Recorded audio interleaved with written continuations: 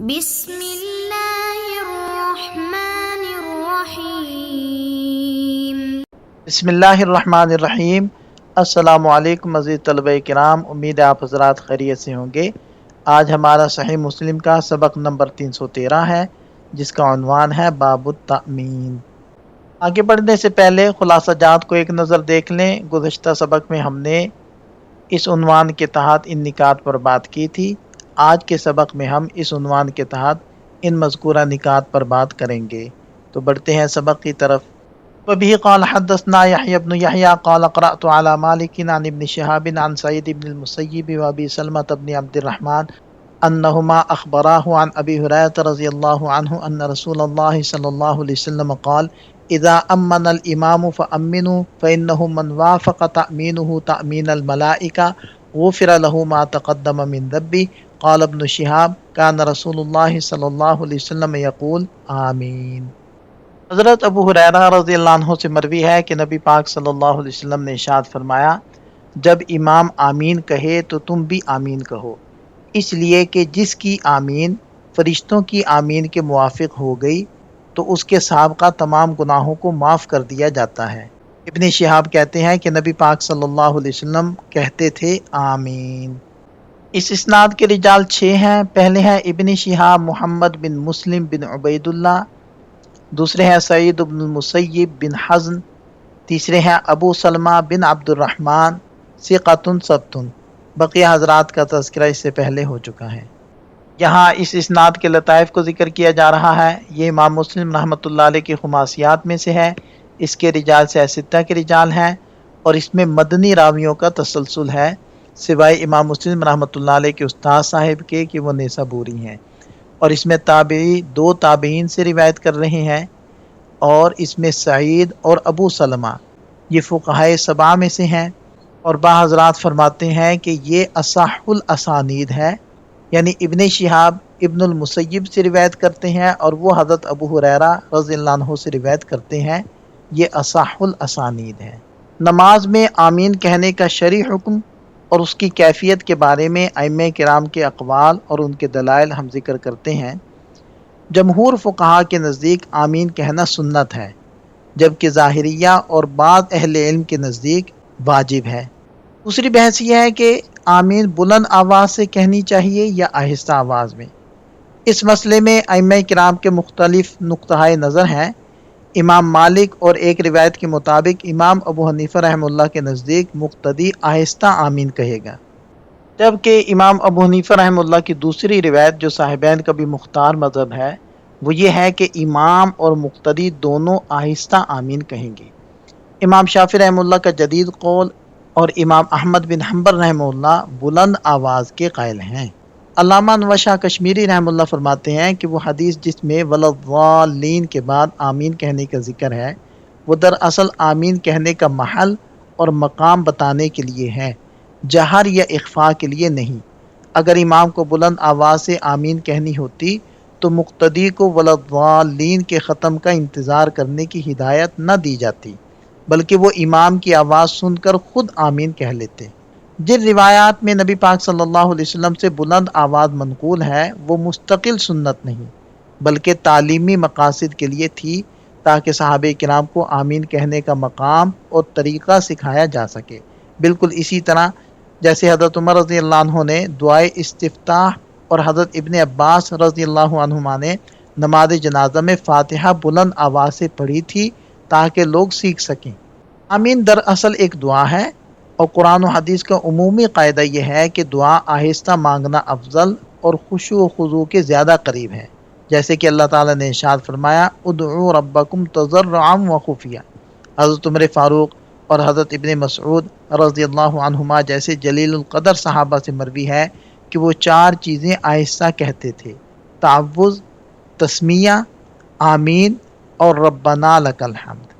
خلاصہ کلام یہ ہے کہ احناف کے نزدیک آمین کو آہستہ کہنا ہی سنت متوارثہ اور روح نماز کے زیادہ موافق ہے، کیونکہ یہ ایک دعا ہے اور دعا میں اصل اخفاء ہے۔ جہر کی روایات محض بیان جواز یا تعلیم امت پر محمول ہیں۔ اگر ہم مزید خلاصہ کریں تو یوں کہہ سکتے ہیں کہ آمین کہنا سنت ہے اور احناف کے نزدیک امام و مقتدی دونوں کے لیے اسے آہستہ کہنا افضل ہے، کیونکہ آمین دعا ہے اور دعا میں اصل اخفا ہے۔ بلند آواز والی روایات تعلیمی مقاصد پر محمول ہیں، اور اکابر صحابہ کا عمل بھی آہستہ کہنے کا ہی تھا۔ یہ حدیث متفق علیہ ہے، اور دیگر ائمہ حدیث نے بھی اپنی اپنی کتابوں کے اندر اس حدیث کو ذکر کیا ہے، جس کی تفصیل یہاں موجود ہے۔ وبه قال حدثني حرملة بن يحيى قال أخبرنا ابن وهب قال أخبرني يونس عن ابن شهاب قال أخبرني ابن المسيب وأبو سلمة بن عبد الرحمن أن أبا هريرة رضي الله عنه قال سمعت رسول الله صلى الله عليه وسلم بمثل حديث مالك ولم يذكر قول ابن شهاب۔ اس اسناد کے رجال 7 ہیں۔ پہلے ہیں حرملہ بن یحییٰ، دوسرے ہیں ابن وہب عبداللہ القرشی، ثقۃ ثبت فقیہ حافظ عابد، اور تیسرے ہیں یونس بن یزید بن ابی النجاد، ثقۃ ثبت۔ بقیہ حضرات کا تذکرہ اس سے پہلے ہو چکا ہے۔ وبه قال حدثني حرملة بن يحيى قال حدثني ابن وهب قال أخبرني عمرو أن أبا يونس حدثه عن أبي هريرة رضي الله عنه أن رسول الله صلى الله عليه وسلم قال إذا قال أحدكم في الصلاة آمين والملائكة في السماء آمين فوافق إحداهما الأخرى غفر له ما تقدم من ذنبه۔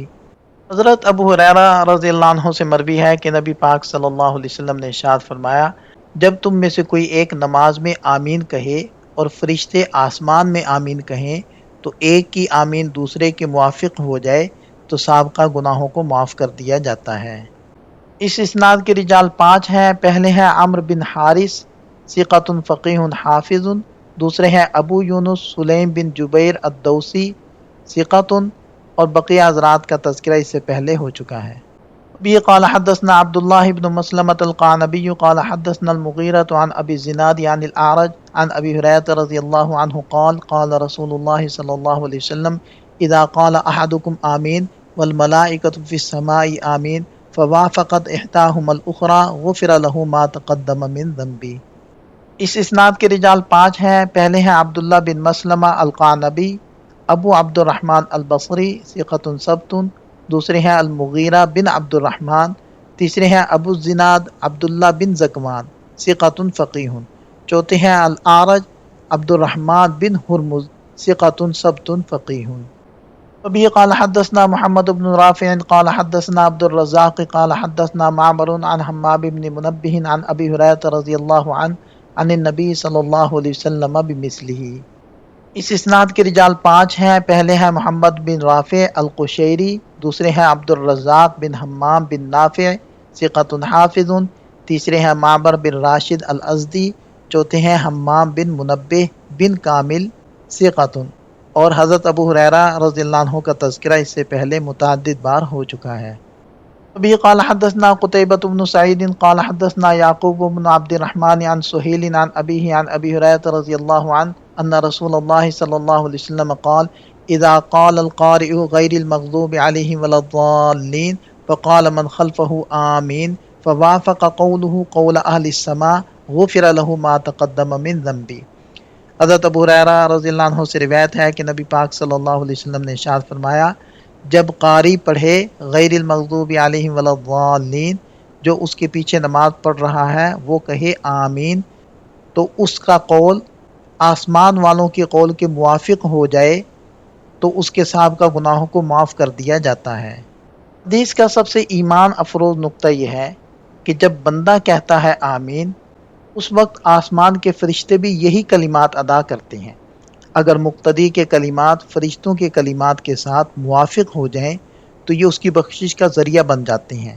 یہ اس بات کی دلیل ہے کہ نماز با جماعت میں زمین اور آسمان کی مخلوق ایک ہی تسبیح میں جڑ جاتی ہے۔ اور حدیث کے آخری الفاظ ہیں غفر له ما تقدم من ذنبی۔ الفاظ الہی رحمت کی وسعت کو ظاہر کرتے ہیں کہ محض ایک کلمہ کے فرشتوں کے ساتھ موافقت کی بنا پر انسان کے سابقہ صغیرہ گناہ معاف کر دیے جاتے ہیں۔ یہ نماز کی انفرادی برکات کے ساتھ ساتھ اجتماعی برکت کا بھی منہ بولتا ثبوت ہے۔ یہاں ان احادیث سے حاصل ہونے والے چند فوائد کو ذکر کیا جا رہا ہے۔ یہاں ہمارا سبق مکمل ہو جاتا ہے۔ ایک نظر خلاصے کو دیکھ لیں۔ یہ سبق سے متعلق چند سوالات ہیں، ان کے جواب تحریر کریں۔ ملتے ہیں نئے سبق کے ساتھ۔ اللہ تعالیٰ ہم سب کا حامی و ناصر ہو۔ دعاؤں میں یاد رکھیے گا۔ السلام علیکم۔